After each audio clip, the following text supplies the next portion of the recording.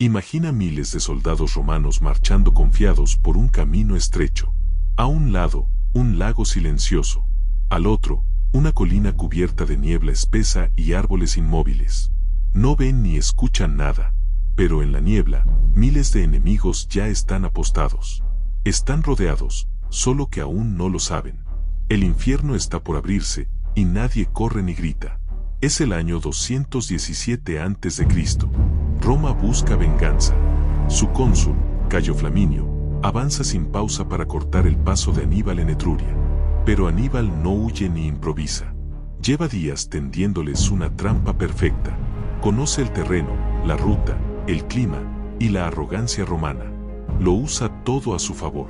Cuando suene el primer cuerno de guerra, los romanos quedarán atrapados entre el agua y la muerte. En minutos, el lago no reflejará el cielo, reflejará sangre. Cayo Flaminio condujo a sus legiones por un camino estrecho que bordeaba el lago Trasimeno, sin sospechar la trampa que Aníbal había preparado con meticulosidad en ese terreno traicionero.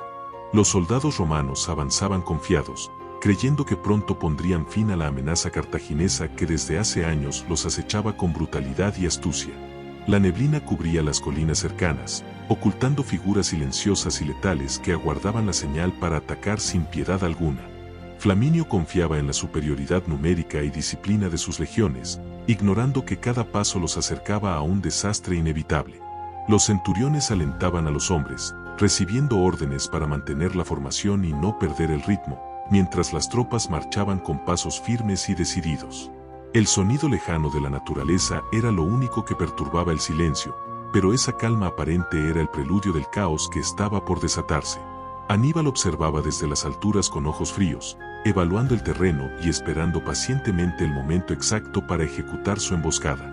Los soldados cartagineses, ocultos en el bosque y entre las rocas, mantenían una disciplina férrea, listos para salir a la orden de su maestro estratega.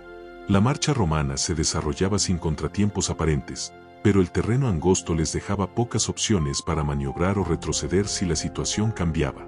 Flaminio no sospechaba la magnitud del peligro, y sus planes se basaban en un enfrentamiento directo donde confiaba en la fortaleza de sus legiones. La tensión en el aire comenzó a crecer lentamente, como un suspiro que anuncia la tormenta, mientras las sombras de los enemigos permanecían inmóviles. En ese instante, algunos centinelas empezaron a detectar movimientos sospechosos entre la maleza, pero ya era demasiado tarde para prepararse adecuadamente. Las primeras señales del ataque inminente fueron sonidos apagados que pronto se convirtieron en un estruendo ensordecedor que quebró la calma del valle. Los romanos intentaron reaccionar, pero la trampa estaba perfectamente ejecutada, y los ataques surgían desde todas direcciones sin posibilidad de resistencia organizada. Flaminio gritaba órdenes, tratando de mantener a sus hombres unidos, pero la confusión y el pánico comenzaron a apoderarse del ejército. La niebla se tornó rojiza con la sangre derramada, mientras los cuerpos caían y el lago cercano parecía absorber la desesperación de los soldados. En minutos, el avance confiado se convirtió en una huida caótica, donde la supervivencia era la única prioridad para los pocos que lograban escapar. El desastre en el lago Trasimeno marcaría para siempre la historia de Roma, una derrota que estremeció a un imperio que creía invencible. Un cuerno grave retumbó entre las colinas, rompiendo el silencio con una nota larga y escalofriante. Fue la señal, y nadie en el valle entendía qué ocurría. Desde las alturas, miles de guerreros cartagineses surgieron como una marea furiosa, descendiendo con velocidad aterradora sobre la columna romana atrapada entre el lago y la ladera. Flaminio apenas pudo mirar hacia los costados cuando vio que el bosque vomitaba lanzas, gritos, estandartes enemigos y una oscuridad que avanzaba con decisión letal. La formación romana, diseñada para el combate en campo abierto, no podía adaptarse al ataque desde los flancos y desde arriba. Estaban completamente expuestos. El terreno jugaba contra ellos. Hacia un lado, el agua profunda, hacia el otro, pendientes imposibles de escalar. El enemigo había transformado el paisaje en cuchillo. Muchos soldados fueron atravesados antes de desenvainar su gladius. Otros morían sin saber de dónde venía el golpe. La niebla lo ocultaba todo, menos el horror. Aníbal, siempre frío, observaba desde un punto elevado, sin moverse. Sabía que no necesitaba dirigir nada más. La trampa funcionaba sola, como una máquina de muerte. Los oficiales romanos gritaban desesperados, intentando reagrupar a los hombres, pero nadie los escuchaba. El sonido de los cuernos, el metal y los gritos lo cubrían todo. Algunos intentaron meterse al lago buscando huir nadando, pero las armaduras los hundían con brutalidad. Se ahogaban con los ojos abiertos, tragando agua y miedo. Otros intentaban escalar la ladera, pero los cartagineses los empujaban hacia atrás, derribándolos como animales en una cacería despiadada y organizada hasta en el caos.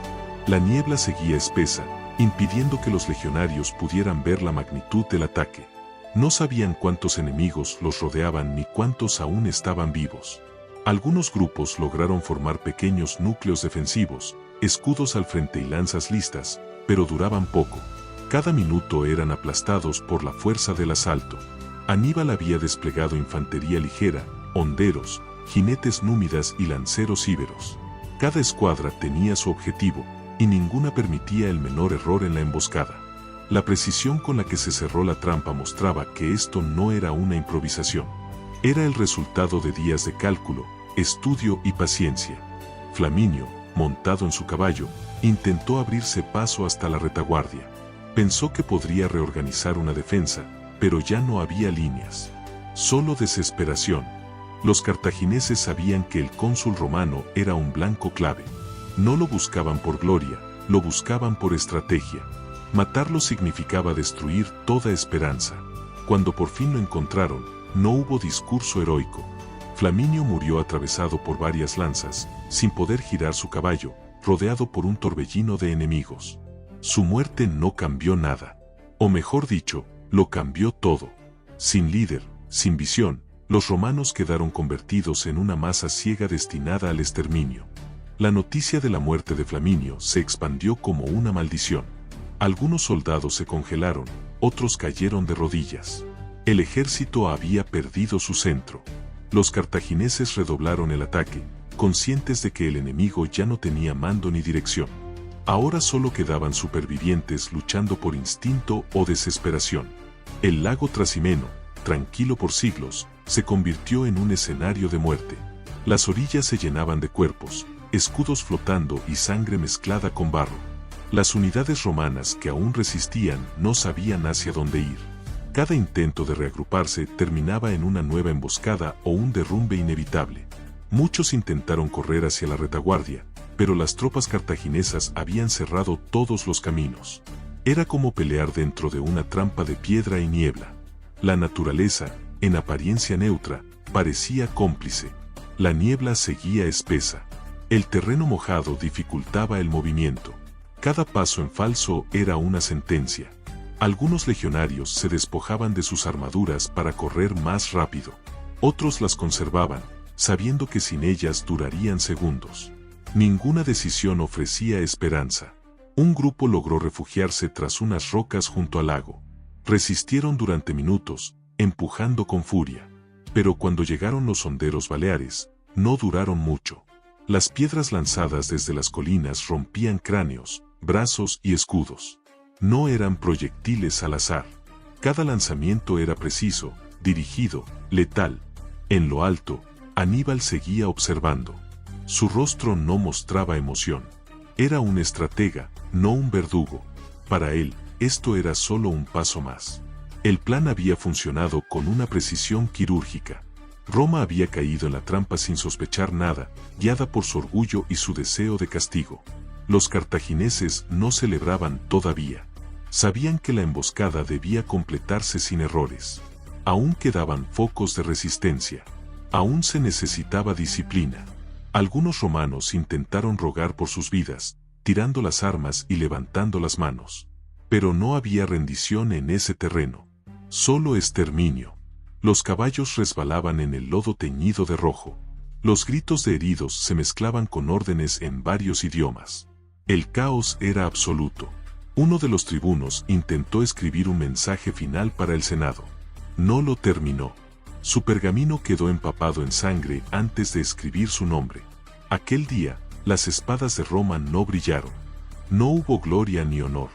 Solo un silencio lento que se fue extendiendo por todo el valle. El lago parecía mirar en silencio todo lo ocurrido. Sus aguas se llevaron los cuerpos, las armaduras y la dignidad de una legión entera. Al caer la tarde, no quedaban trompetas, ni señales, ni filas. Solo ecos apagados, el rumor del agua, y el recuerdo de una legión desaparecida.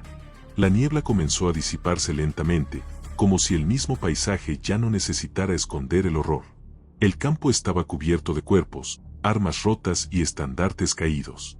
En ese silencio posterior a la batalla, no se escuchaban gritos ni pasos. Solo el sonido del viento cruzando las colinas, llevando consigo el olor de la sangre. Los cartagineses caminaban entre los cadáveres sin hablar. Algunos daban el golpe de gracia a los heridos. Otros simplemente pasaban, con los ojos fijos en el suelo. El lago Trasimeno volvió a estar quieto, pero sus aguas, teñidas por la masacre, reflejaban un cielo gris, sin sol, como si la tragedia hubiera apagado la luz.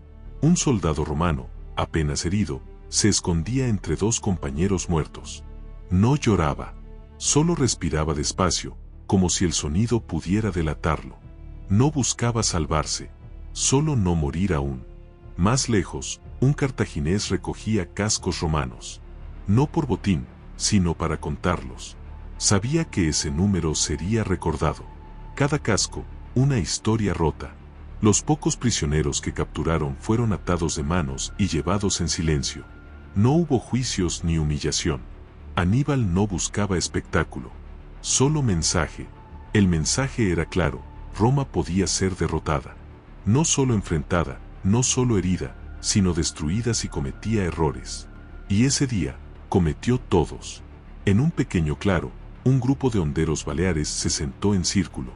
No reían. Estaban exhaustos. El silencio les pesaba más que el combate. Un elefante de guerra, nervioso, daba vueltas cerca de una arboleda. Olía el aire con inquietud, como si intuyera que aquel día no debía celebrarse. Aníbal descendió al campo solo cuando todo había terminado. Caminó entre cadáveres, tocó un escudo romano, y luego miró hacia el lago sin decir una palabra. No había discurso de victoria. No había gloria. Solo una certeza: había ejecutado uno de los mayores golpes estratégicos de la historia militar. Más tarde, algunos historiadores dirían que el silencio del valle fue más elocuente que cualquier relato, que el campo entero era una carta abierta dirigida al Senado romano. En Roma, la noticia tardó días en llegar, pero cuando llegó, el impacto fue brutal. No solo por la derrota, sino por la forma en que ocurrió. Murieron más de 15.000 hombres. El cónsul, los tribunos, los veteranos, todos aniquilados. Y lo peor, no había gloria en esa muerte, solo desorden y fracaso. La población romana sintió por primera vez que no estaban tratando con un enemigo cualquiera. Aníbal no era un bárbaro, era algo mucho más peligroso. Trasimeno dejó cicatrices invisibles, no en la piel, sino en la mente romana. El miedo se volvió parte del discurso público, y la palabra derrota empezó a circular. En las orillas del lago, los juncos crecían otra vez. Nadie cantaba, nadie oraba, solo el viento y los cuervos que rondaban, eternos, sobre los campos de Roma. Cuando Roma finalmente supo lo que había ocurrido en Trasimeno, el Senado quedó en silencio. Algunos no creyeron, otros lloraron. El miedo se sentó junto a ellos. Perdieron un cónsul, 4 tribunos y más de 15.000 hombres. Nadie había regresado. Era como si el lago los hubiera devorado sin dejar rastros. Pero Roma no se desmoronó. No gritó. No huyó. Hizo lo que solo Roma sabía hacer. Juró venganza y nombró un dictador con poder absoluto. Marco Junio Pera fue designado para restaurar el orden. Y junto a él, un nombre que cambiaría la historia: Quinto Fabio Máximo, el Cunctator. Fabio no buscó gloria inmediata. No corrió hacia Aníbal. No intentó otro enfrentamiento abierto. Decidió resistir, desgastar, sobrevivir. Era paciente, frío, metódico. Lo llamaron cobarde. Pero mientras otros exigían sangre, Fabio tejía un nuevo tipo de guerra. La de la espera, la del desgaste, la del cálculo. Roma necesitaba tiempo, y él lo daría. Aníbal, en cambio, avanzaba por Italia como una sombra invencible. Cada ciudad que caía, cada victoria suya, era otra herida abierta en el orgullo romano. Sin embargo, Trasimeno también dejó marcas en su ejército. No había sido una victoria limpia. No fue gratuita. Sus hombres estaban lejos de casa y sin refuerzos. Las ciudades aliadas de Roma, aunque atemorizadas, no cambiaron de bando.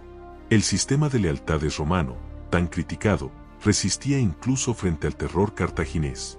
Aníbal esperaba una reacción política, una fractura, una rendición, pero lo que encontró fue una ciudad decidida a enterrarlo, aunque tardara años. En el Senado, Cicerón escribiría más tarde: Roma cayó al suelo, sí, pero recogió su espada antes de tocar el polvo con las rodillas. Los romanos comenzaron a fortificar caminos, vigilar fronteras y entrenar nuevos reclutas. No importaba cuánto costara, Roma aprendería a combatir a Aníbal y a superarlo. Mientras tanto, el dictador Pera evitaba cualquier enfrentamiento directo. Sabía que cada día sin batalla era un día más cerca de nivelar la balanza. En Campania, el general cartaginés esperaba otro Flaminio, otro error romano. Pero Fabio no lo complació. Solo lo observaba, lo seguía, lo dejaba agotarse. Trasimeno fue una catástrofe, pero también una lección. Una lección que Roma grabó en su memoria con sangre. Ya no subestimarían nunca más a su enemigo. Y aunque faltaba mucho para la gran confrontación, en algún rincón del foro, alguien ya murmuraba otro nombre: Escipión. El destino aún tenía capítulos por escribir. El lago quedó atrás, pero su sombra se extendió por toda Italia. En cada legionario nuevo, en cada escudo forjado, vivía el recuerdo de esa emboscada. Roma sangraba, sí, pero no caía. Su grandeza no estaba en no perder, sino en nunca aceptar que una derrota era el final. Décadas después, Aníbal recordaría a Trasimeno con orgullo, pero también diría que fue el comienzo de su descenso, porque ese día, Roma despertó como una bestia herida. El lago que se tragó a una legión, no se tragó el imperio, solo alimentó su rabia, y esa rabia haría temblar al mundo. Gracias por acompañarnos al año 217 a.C. ¿Crees que Roma debió rendirse ante Aníbal, o hizo bien en resistir hasta el final? Esto fue Batallas Romanas, donde la guerra se convierte en leyenda. Si esta batalla te gustó, no olvides suscribirte y dejar tu like. Cada día subimos una nueva batalla romana, contada como nunca antes. Y ahora sí, nos despedimos. Hasta pronto, generales. Nos vemos en el próximo combate.